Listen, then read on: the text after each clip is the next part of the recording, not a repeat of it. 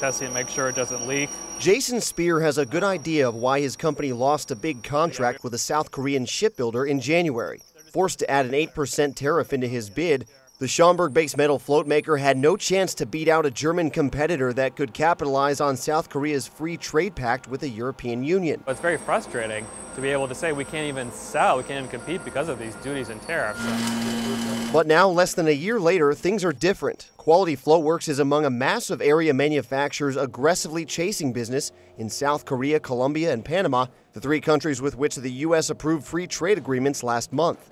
Spear says such deals are largely to thank for boosting his international business from 3% of revenues in 2001 to 33% today, and that the South Korea deal, the first such agreement between the U.S. and a major Asian market, is a huge opportunity while domestic markets remain sluggish. Free trade agreements are especially important for small and medium manufacturers because we're the ones that can't really move our operations. We're here and we need to compete, and every little bit, whether it be 3, 4, 5, 6, 7, 8%, can make a difference in our impact and ability to sell. The more that we can do to increase those markets, the stronger manufacturing will be in the United States. National Association of Manufacturers Chief Economist Chad Moutre says increased exports of manufactured goods, which already make up 60% of U.S. shipments abroad, will be key to meeting President Obama's goal of doubling exports by 2015.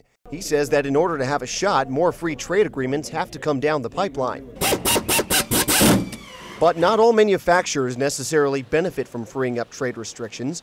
In the big picture, agreements can increase U.S. exports by billions of dollars a year, but they may also come at the cost of leaving manufacturers susceptible to more competition. A 2010 cost-benefit analysis of the Korean-U.S. Free Trade Agreement done by the Economic Policy Institute pointed to what it called failed forecasts of past agreements that overlooked the amount of imported goods manufacturers would seek.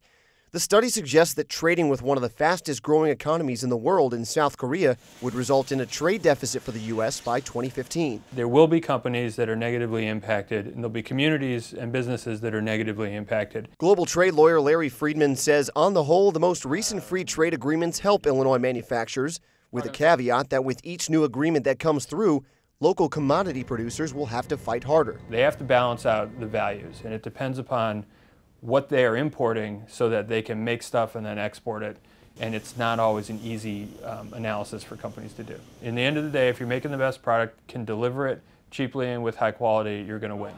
And they're trimming off the edge. In the short term, manufacturers like Quality Floatworks will start to explore new business abroad, finding fresh customers in the three new trade partners, and most importantly, keeping their products on the cutting edge to fend off future foreign competition. We're now playing catch-up with countries like Brazil or with the EU that are already in place there. We have to play catch-up, and it makes it all that more difficult.